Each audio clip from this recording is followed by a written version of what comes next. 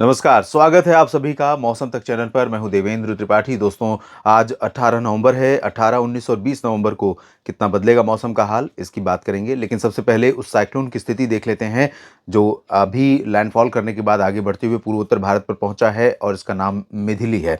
मिथिली नाम मालदीव ने दिया था और ये साइक्लोन बना था 17 नवंबर को, और 17 नवंबर को ही इसने लैंडफॉल भी किया। 17 नवंबर के लैंडफॉल करने के बाद आप देखिए कि इसकी इसकी जो डायरेक्शन है, देखिए किस तरह से हवाएं चीज़ों को ड्राइव करती हैं, और जब कोई सिस्टम बहुत ज़्यादा स्ट्रांग हो तो उसको किस तरह से हवाएं घुमाती हैं। इसका डायरेक्शन आप देखिए कैसा ट्रैक रहा है इसका। ये इस रास्ते से लैंडफॉल किया, और लैंडफॉल करने के बाद आप देखिए इसका जो ट्रैक था इस तरह से, फिर आगे बढ़ा, फिर इस तरह, और आगे अब जा रहा है। इस समय ये जो भारत का पूर्वोत्तर क्षेत्र है, मणिपुर और मिजोरम का, त्रिपुरा का, इन भागों के ऊपर यहाँ पर बना हुआ है, और इसका इम्पैक्ट अभी डिप्रेशन की इंटेंसिटी वाला है। तो ये पूर्वोत्तर भारत के ऊपर प्रभाव डाल रहा है। पूर्वोत्तर भारत के अलावा देश के बाकी हिस्सों पर इसका प्रभाव, इसका असर फिलहाल खत्म होता हुआ नजर आ रहा है। तो अब समझते हैं अगले 3 दिनों में कहां पर बारिश किस तरह से होने की संभावनाएं दिख रही हैं। अगर हम हवाओं की दिशा की बात करें तो हवाएं अभी उत्तर भारत के पर्वतीय या मैदानी इलाकों पर ठंडी तो नहीं चल रही हैं, लेकिन इस सिस्टम के कारण अभी भी जो पूर्वोत्तर से हवाएं बंगाल की खाड़ी वाली नमी लेकर थोड़ा सा उत्तर भारत के मैदानी क्षेत्रों तक पहुंच रही हैं, चाहे इस तरह से भी और इस तरह से तराई वाले फुटहिल्स वाले रीजन्स के ऊपर। और ये सतह पर नहीं, सतह के थोड़ा ऊपर, सतह पर जो हवा चल रही है वो अभी थोड़ा सा उत्तर पश्चिमी हुई है, जिस वजह से आपने देखा था कि कल भी थोड़ा पोल्यूशन लेवल कम हुआ था और धूप देखने को मिली थी, इंक्लूडिंग दिल्ली, एनसीआर, पूरे उत्तर भारत के मैदानी क्षेत्रों में ज़्यादातर जगहों पर। और आज भी इसी तरह की स्थिति है, लेकिन थोड़े बहुत बादल आज भी पंजाब, हरियाणा, दिल्ली और वेस्ट उत्तर प्रदेश, राजस्थान के ऊपर दिखाई दे सकते हैं। वजह अलग अलग सोर्सेज से मॉइस्चर का पहुंचना है।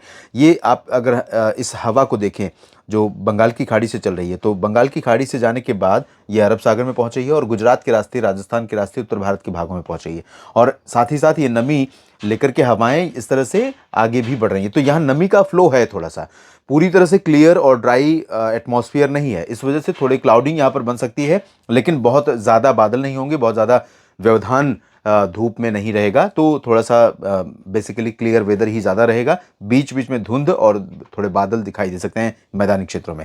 मध्य भारत के भागों पर अभी फिलहाल छत्तीसगढ़ से लेकर मध्य प्रदेश, महाराष्ट्र और गुजरात, इन प्रमुख राज्यों में फिलहाल ड्राई वेदर पूरी तरह से बना रहेगा।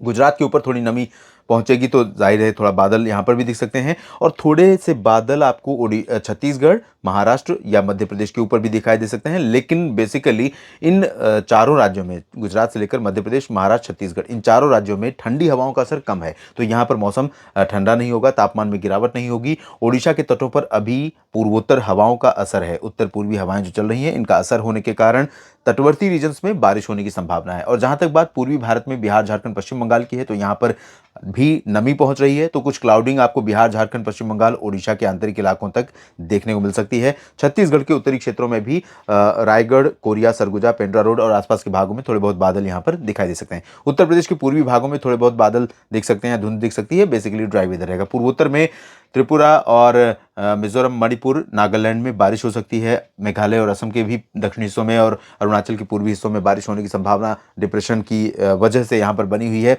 दक्षिण भारत में बारिश की गतिविधियाँ काफ़ी अच्छी बढ़ रही हैं, और तटवर्ती आंध्र प्रदेश की रायलसीमा, दक्षिणी आंतरिक कर्नाटक के कुछ हिस्सों में हल्की वर्षा होगी, और लक्षद्वीप में भी कई जगहों पर बारिश होने की संभावना है। लेकिन केरल और तमिलनाडु तथा पुद्दुचेरी में व्यापक बारिश होने के आसार आज नजर आ रहे हैं। इन भागों में कई जगहों पर मध्यम से भारी वर्षा भी हो सकती है। और दक्षिण भारत के बाद यहाँ पर अगर अंडमान व निकोबार द्वीप समूह की बात करें, तो यहाँ अंडमान के पास एक नया साइक्लोनिक सर्कुलेशन डेवलप हुआ है। वो कितना स्ट्रांग होगा, क्या उसका डायरेक्शन रहेगा, किन राज्यों की तरफ पहुंचेगा, इसकी बातें हम बाद में करेंगे। फिलहाल उसके प्रभाव से या बंगाल की खाड़ी में जो हलचल है उसके चलते अंडमान व निकोबार द्वीप समूह में कई जगहों पर भारी बारिश होने की संभावनाएं यहाँ पर बनी हुई है। ये रही बात आज 18 नवंबर की, और 19-20 नवंबर की स्थिति देख लेते हैं।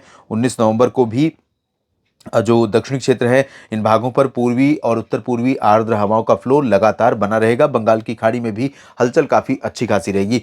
वजह यह है कि यहाँ से लेकर के जो सर्कुलेशन यहाँ पर श्रीलंका और इससे सटे हुए तमिलनाडु के पास बंगाल की खाड़ी के ऊपर चक्रवाती हवाओं का क्षेत्र है, इस सिस्टम से जो डिप्रेशन पूर्वोत्तर भारत पर पहुंचा है, इसके बीच में एक ट्रफ है। तो ट्रफ के कारण हवाएं बहुत सीधी इंपैक्ट नहीं डाल रही हैं, थोड़ा सा इस तरह से घूम के हवाएं पहुंच रही हैं। तो इस वजह से बहुत ज़्यादा प्रभाव नहीं है। अदरवाइज जो बंगाल की खाड़ी की स्थिति है, अगर ये ट्रफ बीच में से हट जाए तो निश्चित तौर पर ये जो दक्षिण भारत का रीजन है, साउथ पेनिनसुलर रीजन है, इन भागों में कई जगहों पर व्यापक वर्षा होने की संभावना बन सकती है। अंडमान व निकोबार द्वीप समूह में 19 नवंबर को भी कई जगहों पर व्यापक बारिश होगी और साथ ही साथ तटीय आंध्र प्रदेश का जो दक्षिणी हिस्सा है, इन भागों में Nellore, Machilipatnam, adjoining interior portion, इन जगहों पर कई इलाकों में व्यापक बारिश होने की संभावनाएं नजर आ रही हैं।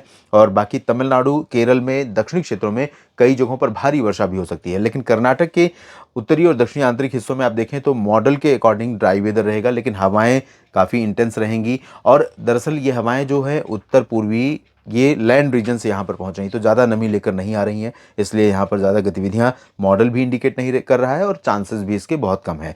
लेकिन तटीय कर्नाटक और लक्षद्वीप में कई जगहों पर व्यापक वर्षा हो सकती है। लक्षद्वीप में खासतौर पर, तटीय कर्नाटक में कहीं कहीं पर हल्की बारिश, गोवा में भी बारिश की संभावना दिखाई दे रही है। तेलंगाना में शुष्क मौसम रहेगा और ओडिशा, छत्तीसगढ़, मध्य प्रदेश, महाराष्ट्र, गुजरात, इन मध्य भारत के इन राज्यों में भी शुष्क मौसम की संभावना है। साथ ही साथ बिहार, झारखंड, पश्चिम बंगाल में भी ड्राई वेदर हो जाएगा। न सिर्फ ड्राई वेदर होगा बल्कि क्लैरिटी बढ़ती जाएगी, आसमान साफ होता जाएगा।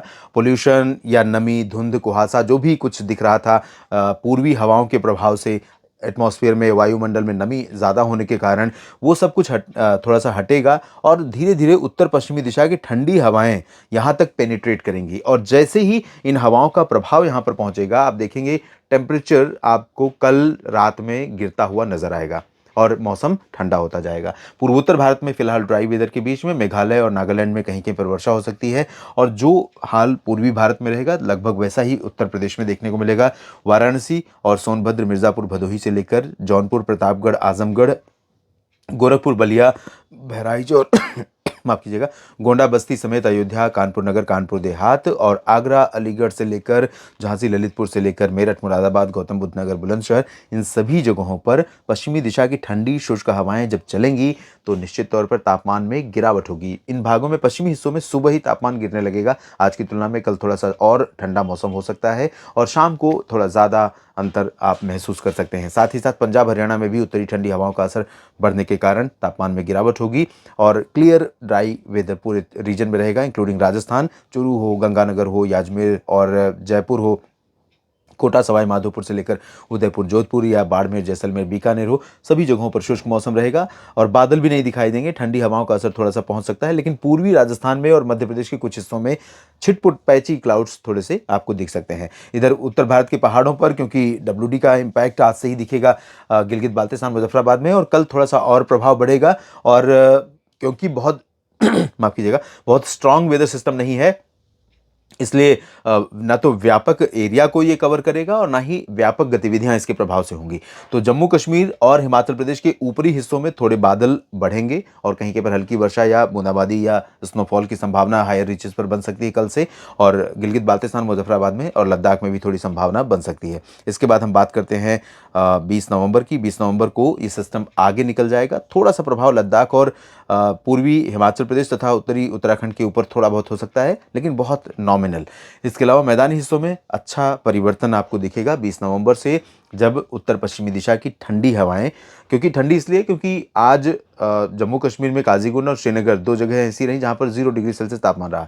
जब ये सिस्टम थोड़ी बहुत बर्फबारी उत्तर भारत के पहाड़ों पर देकर निकलेगा तो तापमान में और गिरावट होगी और उस गिरावट का असर इन हवाओं के साथ बाकी जगहों पर भी पहुंचेगा। तो बिहार, झारखंड, पश्चिम बंगाल और ओडिशा के उत्तरी इलाकों, छत्तीसगढ़ के उत्तरी इलाकों, उत्तर पूर्वी और उत्तरी मध्य प्रदेश के तमाम हिस्सों में, राजस्थान, पंजाब, हरियाणा, दिल्ली, इन सभी भागों पर इन ठंडी हवाओं का असर 20 नवंबर को 18, 19 और 20 में अगर हम देखें तो ग्रेजुअल बढ़ता ही जाएगा। आज जितना था उससे ज़्यादा कल होगा, उससे ज़्यादा परसों होगा। तो टेम्परेचर में भी गिरावट होगी और एटमॉस्फेयर भी क्लीन होता हुआ नजर आएगा। पूर्वोत्तर भारत में ड्राई वेदर और दक्षिण भारत के क्षेत्रों में, ओडिशा के तटों से लेकर मध्य भारत में, दक्षिण में आंध्र प्रदेश का तटीय रीजन और तमिलनाडु का पूरा तटीय रीजन इन आर्द्र हवाओं की गिरफ्त में होगा और यह आर्द्र हवाएं यहाँ पर बादल भी लेकर आएंगी, गतिविधियां भी हो सकती हैं। तमिलनाडु और केरल में भी कई जगहों पर गतिविधियां हो सकती हैं। लक्षद्वीप में भी बारिश होने की संभावनाएं दिखाई दे रही हैं। फिलहाल इस बुलेटिन में भी इतना ही। लगातार बने रहिएगा मौसम तक चैनल के साथ।